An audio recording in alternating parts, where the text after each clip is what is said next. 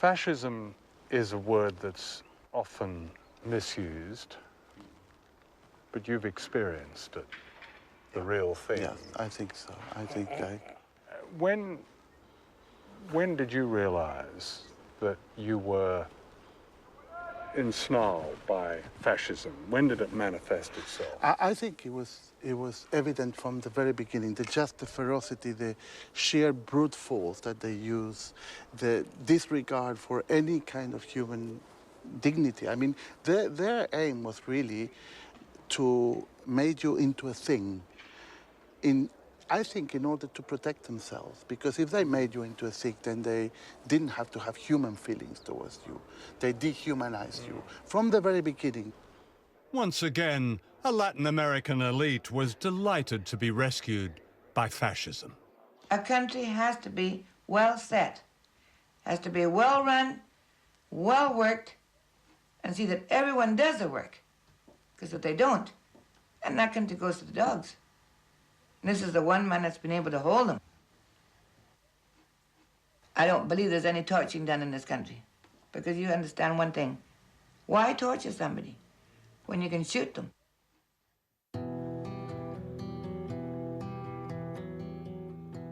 This is where they tortured and killed them.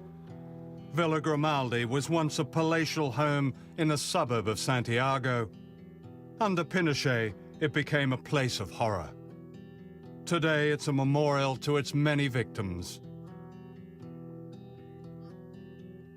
Sarah DeWitt, then a student activist, was a survivor. What was the date that you were arrested? Do you remember? Oh, yes. I was picked up on the 3rd of April, 1975, 7 o'clock, on the dot. So the junta had been in power for about 18 months. Yes. So when I realized, someone had put what I imagine it was a gun, in my back and said to me, don't make any noise, don't try to run because we will shoot you. You are coming with us. In a strange wooden tower like this, in spaces the size of a dog's kennel, people were tortured to death.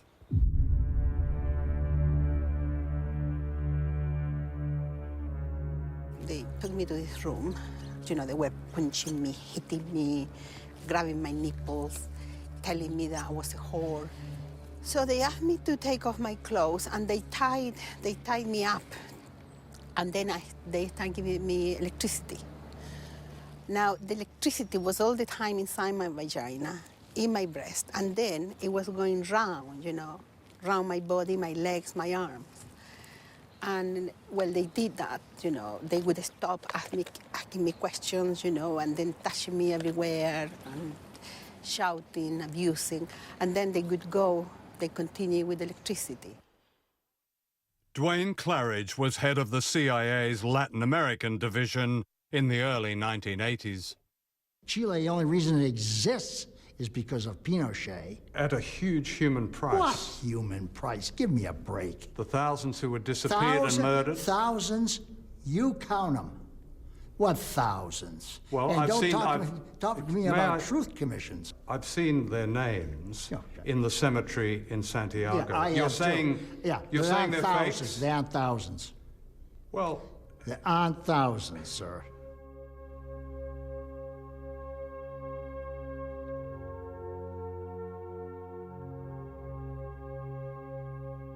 There are thousands, each name documented by human rights organizations, some of them remembered here on the memorial wall at Villa Grimaldi.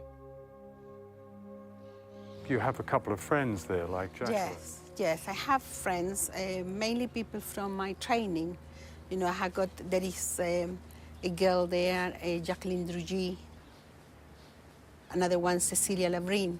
She was pregnant, Cecilia, 3 months pregnant when they took her. They took another woman, Elizabeth Recas. She was 7 months pregnant. She went missing as well.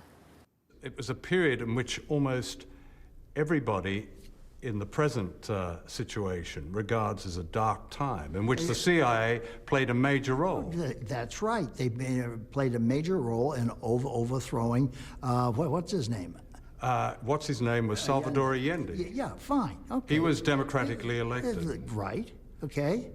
Is that okay to overthrow a democratically elected government? Is it okay? It depends on what your national security interests are.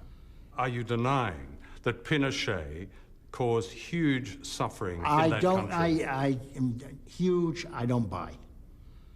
That he committed crimes, I agree. But it's Okay. worth it. Huh? Is that what you're saying? Yeah, Those crimes are worth it? Yeah, sometimes, unfortunately, things have to be changed in a rather ugly way. By the late 70s, most of Latin America was controlled by dictators, including those like Pinochet, who were openly fascist. All of them were backed, directly and indirectly, by the United States. They sent their henchmen to be trained here at the School of the Americas in Georgia. Officially, it was described as little more than a Boy Scout camp, teaching American values such as respect for human rights. In fact, from these manuals were taught interrogation and torture techniques. Major Joseph Blair taught at the School of the Americas in the early 1980s. The doctrine that was taught was that if you want information, you use physical abuse, you use false imprisonment, you use threats to family members, you use virtually any method necessary to get what you want. Torture? And killing. Kill them. Killing. If there's someone you don't want, you kill them. If you can't get the information you want, if you can't get that person to shut up or stop what they're doing, you simply assassinate them, and you assassinate them with one of your death squads.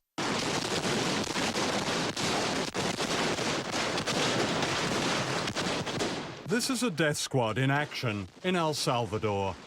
Actually, it's the National Police, many of whom were trained at the School of the Americas. Here on the steps of San Salvador Cathedral, they're gunning down mourners attending the funeral of Archbishop Romero, who was murdered as he said Mass on March the 23rd, 1980. This man, Robert d'Aubusson, gave the order to kill the Archbishop. Major d'Aubusson was Washington's dirty secret in El Salvador. He was trained at the School of the Americas. According to the Truth Commission and a whole swathe of human... Come on, John. This is where we're going. You're wasting my time. That's all bullshit. Those people all had agendas. So it was bullshit that the Salvadorian military were murdering tens of thousands of people. I bet you can't count more than 200 in the whole 10 or 12 years. We can count 200 in this one village alone. They were mostly women and children, systematically murdered in just one day and night in December 1981 in the village of El Mazote. The killers belonged to a special battalion of the El Salvador Army, trained by the United States. There were few survivors. Vio que las mujeres se abrazaban llorando y gritando que no las mataran. Yo por estar peleando por mis hijos, no los quería dar, no los quería dejar yo, decía que me moriría con ellos. Pero me los quitaron de mis brazos. Cuando se oía que estaban matando a los niños por la noche, se oían los gritos de los niños y les gritaban a sus mamás y a sus papás. You're taking the stuff from these propaganda mills. And I'm not interested. What are the propaganda mills? All these things, this truth thing and all that, they're nothing but propaganda mills. Do you really think I didn't know so.